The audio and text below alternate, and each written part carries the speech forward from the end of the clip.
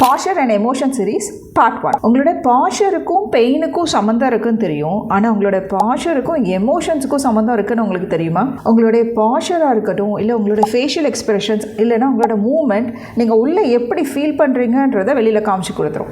Scientist கண்டுபிடிச்சிருக்காங்க, somewhere between 63 to 90% of the communication எல்லாமே நான் வேர்பலாம். தட் மீன்ஸ் நம்மளோட பாடி லாங்குவேஜ் எப்படி கன்வே பண்ணுறதுன்றது தான் ரொம்ப முக்கியமான கம்யூனிகேஷன்.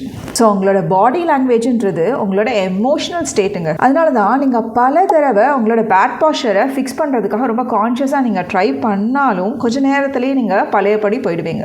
அது உங்களோட மசில் இம்பேலன்ஸ் அப்படின்னு கூட நினச்சிட்டு இருந்திருப்பீங்க. ஆனால் அது கூடவே இன்னொரு முக்கியமான விஷயம் இருக்குது, that is your emotions. For example, நீங்கள் ரொம்ப லோவாக ஃபீல் பண்ணுறீங்க அப்படின்னா உங்கள் பாடியை நீங்கள் சுருக்கி வச்சுப்பீங்க. That is withdrawal mechanism. இந்த பாஸ்டரில் நீங்கள் அதிகமாக பெயினை உணர்வீங்க. ஸோ நெக்ஸ்ட் டைம் உங்களுக்கு பெயின் வரும்போது உங்களோட பாஸ்டரை மட்டும் அப்சர்வ் பண்ணாதீங்க, உங்களோட எமோஷனல் ஸ்டேட் எப்படி இருந்ததுன்றதையும் சேர்த்து அப்சர்வ் பண்ணுங்கள். அண்ட் இந்த சீரீஸில் நிறைய உங்களோட எமோஷன்ஸ் அண்ட் பாஸ்டரை பற்றின விஷயம் அண்ட் அதை எப்படி ரெக்டிஃபை பண்ணுறதுன்ற விஷயத்தை எல்லாத்தையுமே தொடர்ந்து சொல்ல போகிறேன். என்னை மறக்காமல் ஃபாலோ பண்ணிக்கோங்க, ஸோ தட் அதை நீங்கள் மிஸ் பண்ண மாட்டீங்க.